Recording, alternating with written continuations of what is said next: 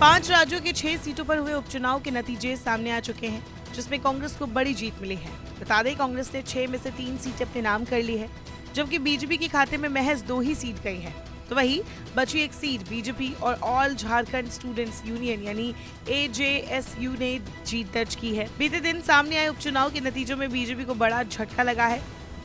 महाराष्ट्र में 2 सीटों पर हुए उपचुनाव में से कस्बा पेट सीट पर कांग्रेस ने जीत हासिल की। गौर करने वाली बात यह है कि इस सीट पर पिछले 28 साल से बीजेपी विराजमान थी। बीजेपी इस सीट से 1995 से ही जीत हासिल कर रही है, लेकिन इस उपचुनाव में ये सीट बीजेपी के हाथ से निकल गई। हालांकि महाराष्ट्र के चिंचवाड़ सीट पर बीजेपी ने जीत दर्ज की है। महाराष्ट्र के अलावा कांग्रेस ने तमिलनाडु की इरोड और पश्चिम बंगाल की सागरदिघी सीटें जीती है, जबकि झारखंड की रामगढ़ सीट पर बीजेपी AJSU कैंडिडेट को जीत मिली। इसके साथ ही अरुणाचल प्रदेश में बीजेपी की तिस्फ्रिंग लामू निर्विरोध विधायक चुनी गई है। बता दें, महाराष्ट्र की कस्बा पेट, चिंचवाड़, बंगाल की सागरदिघी, झारखंड के रायगढ़, तमिलनाडु की रोड, अरुणाचल प्रदेश की लुम्टा सीट पर उपचुनाव संपन्न हो गए। 5 राज्यों की 6 सीटों पर हुए इस उपचुनाव में सबसे बड़ा झटका बीजेपी को लगा, तो कांग्रेस को बड़ा फायदा मिला है।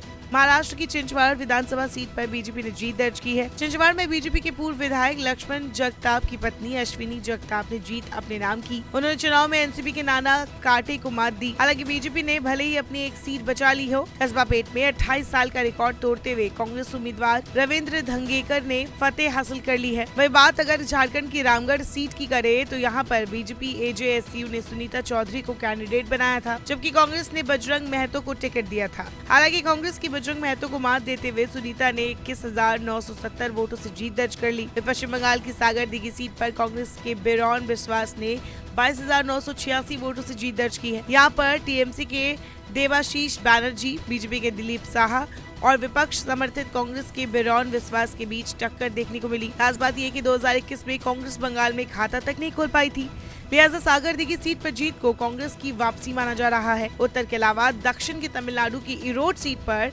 कांग्रेस के इलंगोवन ने 66,397 वोटों से बड़ी जीत दर्ज की। गौर करने वाली बात यह है कि तमिलनाडु की इरोड सीट से करीब 77 कैंडिडेट्स मुकाबले में थे। बहरहाल 2024 विधानसभा चुनाव से पहले हुआ ये उपचुनाव कांग्रेस के लिए बड़ी राहत लेकर आई है, लेकिन इस उपचुनाव के नतीजे के बाद बीजेपी को विधानसभा चुनाव से पहले तगड़ा झटका जरूर मिला है।